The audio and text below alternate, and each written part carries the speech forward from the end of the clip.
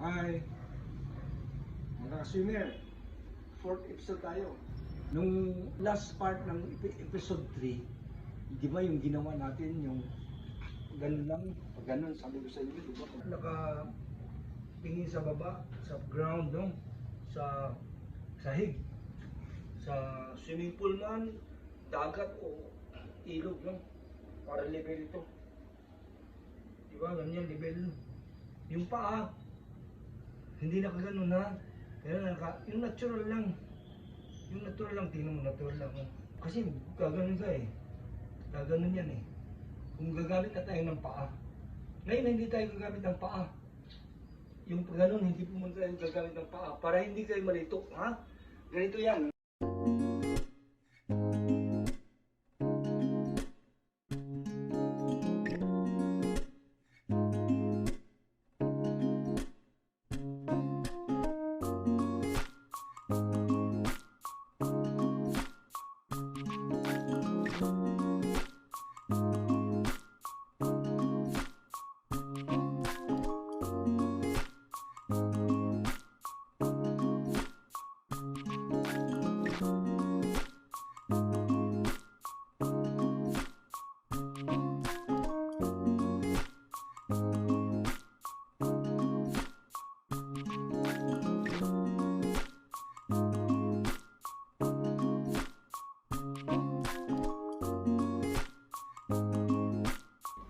Episode 1, 2, 3, hindi pwede titingin ka lang, hindi ka magpa-practice, hindi ka mag-iinsayo.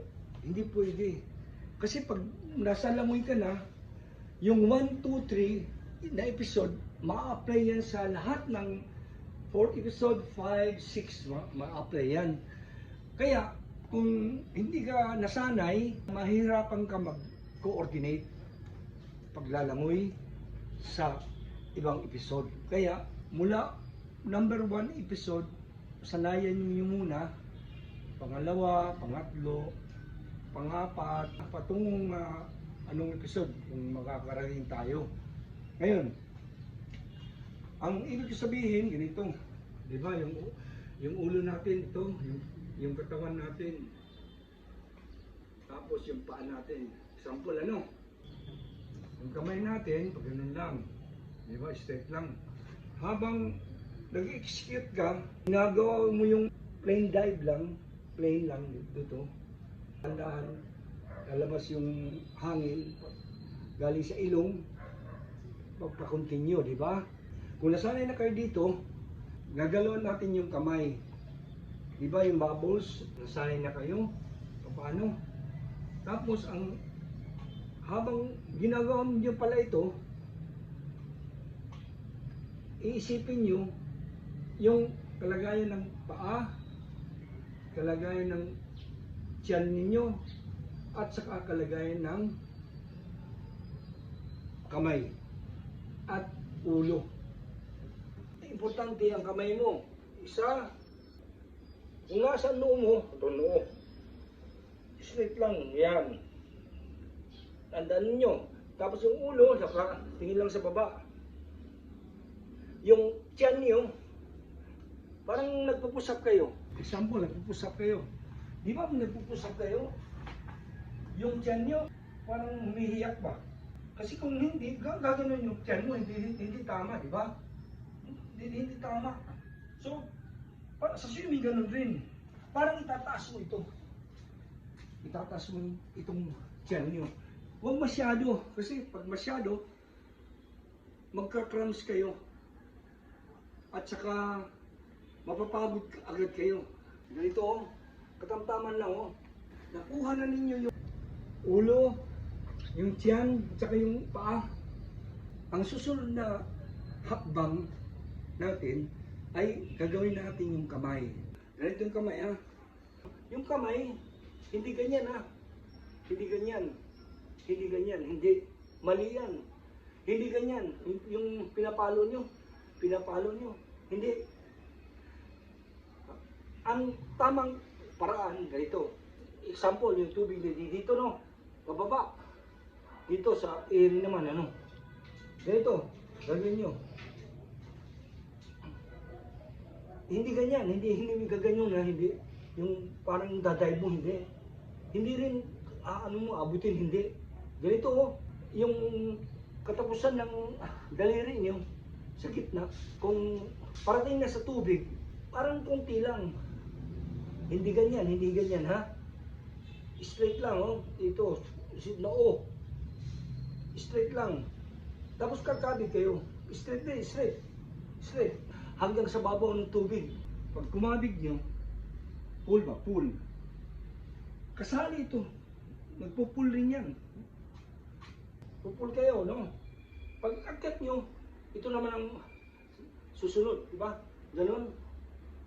Ganon. Ganon. Pag akyat nyo, relax. Relax ang kamay, relax, ha? Relax lang ang kamay. Pagdating sa tubig, kakabig. Tamang lakas lang, huwag masyado kasi mapapagod agad kayo eh. Ganun din sa kaliwa, relax. Ganun. Ganun.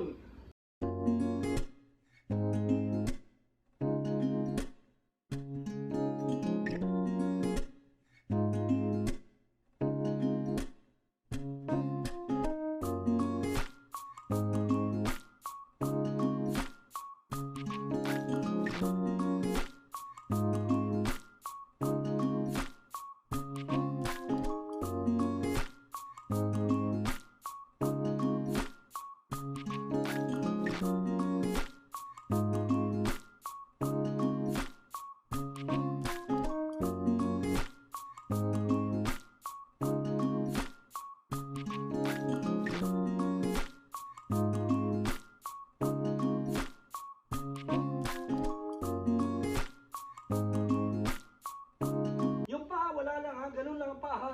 Relax lang ang paa. Straight lang, konti. Huwag masyado kasi magka-cramps, di ba? Para yung paa, naka-relax lang.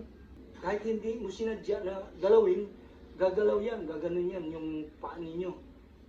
Ngayon, yung kamay nito. Naka-close ba ito? Yung alad, hindi naka-close yan. Natural lang, natural. Example, natural ako, natural lang. Natural ito. Natural lang. Hindi naka-close, hindi nakabuka. Masyado. Kasi pag nakabuka masyado, yung kabig natin mahina. Kasi in-open mo eh. Kung natural lang, meron siyang space dito sa mga daliri natin, mag-aagawan yung tubig. Papasok. Pag close, oh, mararamdaman mo, mahina ang hatak. Pag natural lang, natural, mas malakas ang hatak. Mas malakas. Pag binuksan nyo, wala, mahina rin. Kaya, ang paglalangoy, kailangan natural lang ang kamay. Natural lang. Ayan. Parang sa saludo. Kasi, pag ganun eh. Pag nagsasanay na kayo, iisipin nyo yung galaw ng kamay ninyo. Isa, yung kalagayan ng tiyan nyo, yung tama, horizontal. Tapos, yung paa nyo, kung naka-straight dito ha, straight ha. So, ang isipin nyo, yung kamay dito, yung ulo nyo kung nakatingin sa sahig. Tapos yung tiyan nyo kung hindi yung, nakatindig talaga ganun. Ito lang muna, isa, dalawa, iisipin nyo kung anong nangyayari sa paa nyo habang hindi ka nag-wave. Para makikita mo, kusang gagalaw yan. Itong papraktisin nyo muna. Tapos nito, praktisin nyo to.